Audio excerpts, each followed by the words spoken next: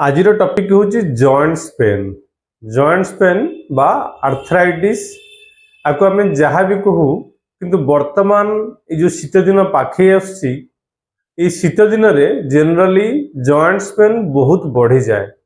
Normally clinic रे प्रत्येक दिन जहाँ भी पेशेंट था जॉइंट्स पेन रो किंतु शीत दिन मानक आम देखीचु जे पेशेंट बहुत गुणार बढ़ी जाते से मुझे चॉइस कली यही टॉपिक टी आज ऊपर आलोचना करवा। ये जो टॉपिक टी मुझे चेष्टा करी जिते छोट करने कारण जदि तार संपूर्ण विवरणी देवी तार कारण निराकरण एवं कौन कौन करा पड़ो घर उपचार ताल भिडियोटी बहुत बड़ लंबा हो तो से जिते संभव सर्टकट रे आउ सविशेष तथ्य सहित भिडियोटी आम रखा। प्रथम कथा है वर्तमान समाज रे आर्थराइटिस बा जॉइंट्स पेन रोगी संख्या बहुत परिमाण में बढ़ी बढ़ी जाउची। वर्तमान आग अपेक्षा मु देखुची वर्तमान दिन को दिन बहुत परिमाण में आर्थराइटिस रोगी संख्या बढ़ी जाउची।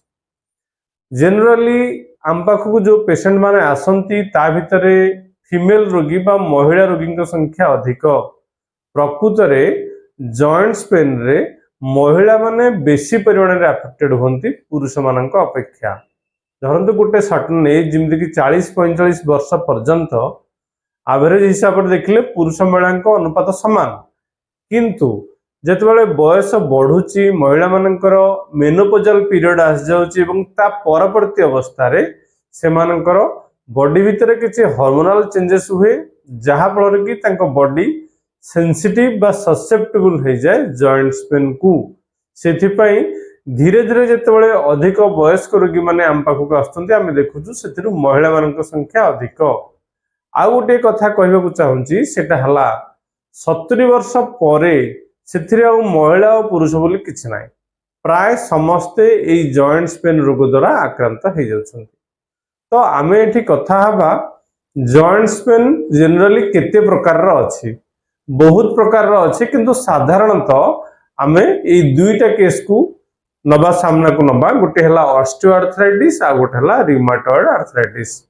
ऑस्टियोआर्थराइटिस जोटा कि जनरली बयस अनुसार अधिक वयस्क लोक हुए जोटा कि गोटे नेचुरल प्रोसेस जमीती कि बयस अनुसार हाड़ दुर्बल हो जाए जॉइंट्स दुर्बल हो जाए फ्लूइड सुखी जाए एवं जॉइंट्स रे थिबा हाड़र जो ऊपर प्रोटेक्टिंग जो कोटिंग थाए जोटा कि आमे आर्टिकुलर कार्टिलेज बोली कहि थाउ से कार्टिलेज क्षय हुए एवं सेथिपाई सेडा सब होता है। आ गोटे हला रिमाटॉइड आर्थराइटिस जोटा कि ऑटोइम्यून डिजीज गोटे। तेणु मोटामोटी भाव में ये दी प्रकार आर्थराइटिस केस आम क्लिनिक रे पाई थाउ एवं सेमानकर ट्रीटमेंट करि थाउ। एहार कारण जदि आम चिंता करिबा जोटा गोटे कारण कहले आपनको फीमेल हार्मोन चेंजेस बयस अनुसार जोटा हुए। आ गोटे हला जेनेटिकल प्रीडिस्पोजिशन माने जो मानकर जीन रे जो मानकर पेरेंटल हिस्ट्री अछि आर्थराइटिस रो सेमानकर ए आर्थराइटिस हबार संभावना बहुत अधिक। तो सेमानकु प्राय आमे देखिचु जो माने आम पाखक आसंती सेमानकर जतले हिस्ट्री आमे नो आमे देखिउ जे सेमानकर पेरेंट्स मानकु प्रायतः ए आर्थराइटिस रोगटी थाए। आ गोटे होची गोटे फिजिकल फैक्टर एनवायरमेंटल फैक्टर आ गोटे होची डाइट जोटा कि खाद्य। तेणु एगुड़ा सबू यही रोग को तैयारी करथाए।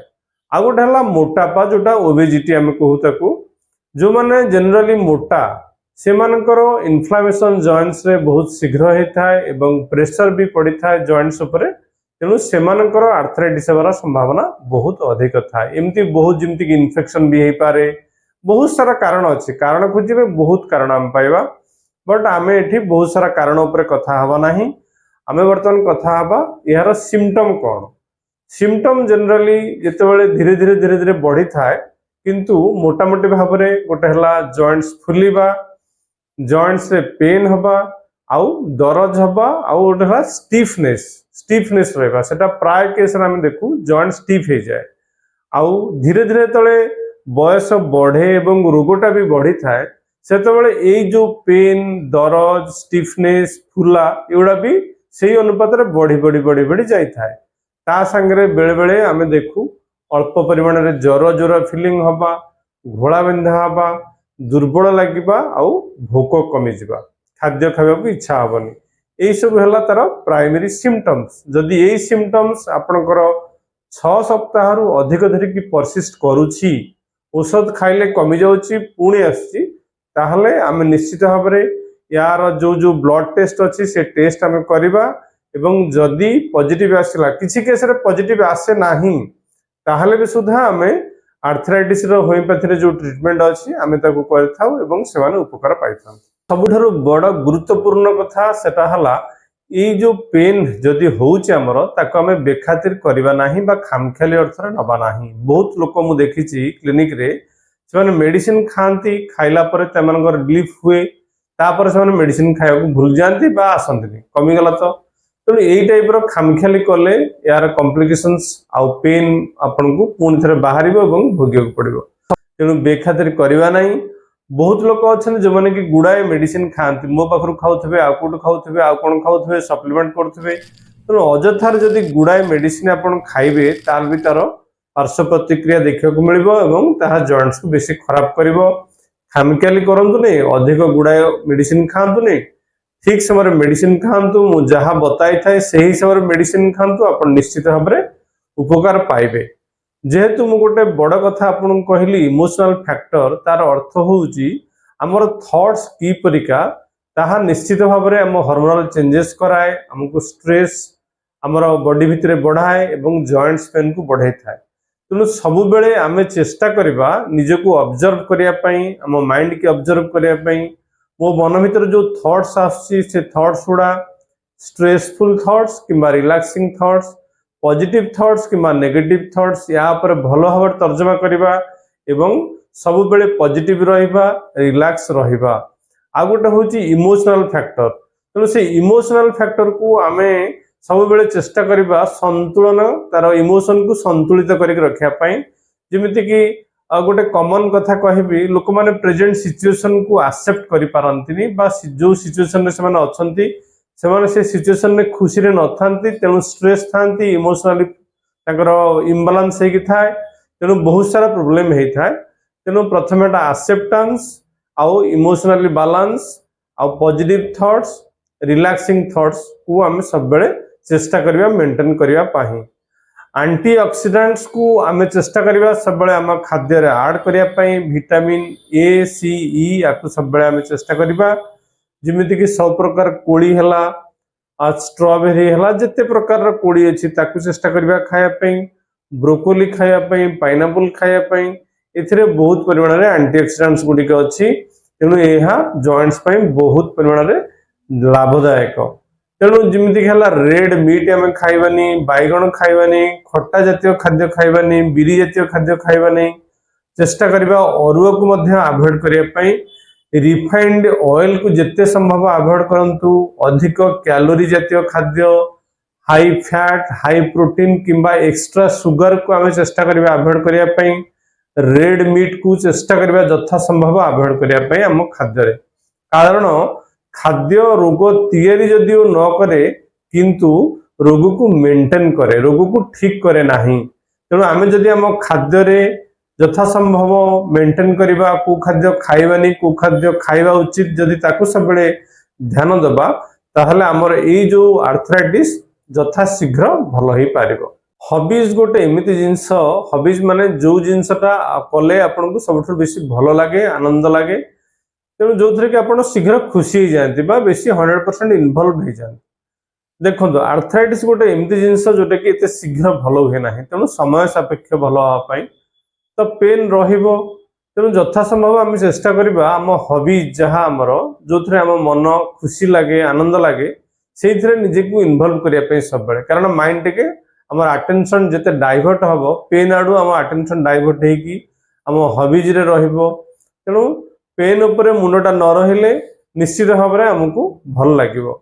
मु जेते सारा पॉइंट सब कहली, जमीती कि ठीक समय मेडिसिन खाइबा, अजथारे गुड़ाए औषध न खाइबा, खामखियाली न करबा, मेंटली निजको रिलैक्स करबा, स्ट्रेस न रखिबा, इमोशनली फिट रखिबा, एवं जो जो खाद्य कहले आपको न खाया पई, जो जो खाद्य कहली खाया पई ताकू रेगुलर एक्सरसाइज, मेडिसिन याकू जदि आमे समस्त ठीक रे मानिक चलिबा, ताले निश्चित भाव में ये जो दुरारोग्य बा एते कष्टदायक रोगरू आमे निश्चित भाव में मुक्ति पाई परिबा एवं यथा संभव ठीक हो पारिबा। होमिओपैथी या बहुत सारा भल भल मेडिसिन अच्छी आम ट्रिटमेंट करुछु लोक मैंने आराम पाउछंती किछि मास लागिबो निश्चित भाव में आराम मिलवाकू। तेणु आपण मैंने जदि चाहिए आम सहित जोगाजोग करेंगे आम आपको ट्रिटमेंट करवा। तो आम ये जो ट्रिटमेंट करू जनरली आमर केतटा माइंड रे थाए जे प्रथम होची जो इन्फ्लामेशन बा फुला अच्छे जॉइंट्स रे ताकू आम कमेवा मेडिसिन द्वारा एवं जो पेन होची जो दरज अच्छी पेन अच्छी जो स्टिफनेस अच्छी ताकू कमेवा।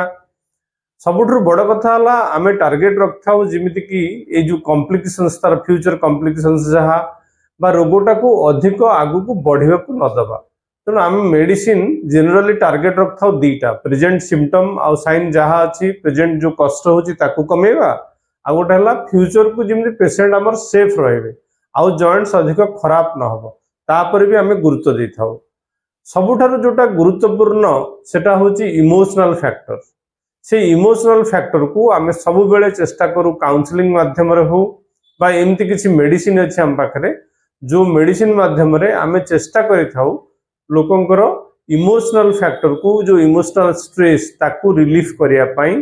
कारण इमोशनल फैक्टर गोटे बहुत बड़ कज जेते भी रोग अच्छी सबू रोगर गोटे कारण हूँ इमोशनल स्ट्रेस। ये जॉइंट्स पेन रोगर भी आर्थराइटिस गोटे एत बड़ रोग किंतु तार भी गोटे मूल कारण हूँ इमोशनल स्ट्रेस आउ टेंशन। तेणु आमर ट्रिटमेंट रे सेटा भी गोटे आम सब माइंड रखा केमती रोगी इमोशनल स्ट्रेस को कमेवा। चेष्टा करवा आम हल्का उषुम पानी गाधेयापाई आउ जो जॉइंट्स पेन होची सेठी अल्टरनेट करिकी गरम आउ ठंडा सेक दवापाई जमी बरफ लगेवा पुणी छाड़ी उषुम सेक दबा ये टाइप अल्टरनेट कर लगेले बहुत लोक लाभ मिले। आ गोटे सबुठु बड़ कथा है आम रेगुलर आमर आसन करवा ब्रीदिंग एक्सरसाइज प्रैक्टिस करवा आउ व्यायाम करवा जो जो एक्सरसाइज जो जो प्रोब्लेम पाई आवश्यक से प्रकार डेली रूटीन लाइफ रे आम आसन व्यायाम प्राणायाम आम रेगुलर मेंटेन करवा। चेष्टा करी जो भिडियोटी की जिते यथा संभव छोट करने छोटिया भिडियो माध्यम मु गोटे ब्रीफ डेस्क्रिप्शन देली आपको ये जो आर्थराइटिस उपरे। तेणु आशा करुच्ची भिडियोटी आपको भल लगी जदि आपण एपर्यंत आम चैनल को सब्सक्राइब करना सब्सक्राइब करूँ भिडियोटी को लाइक करूँ आउ शेयर भी करूँ।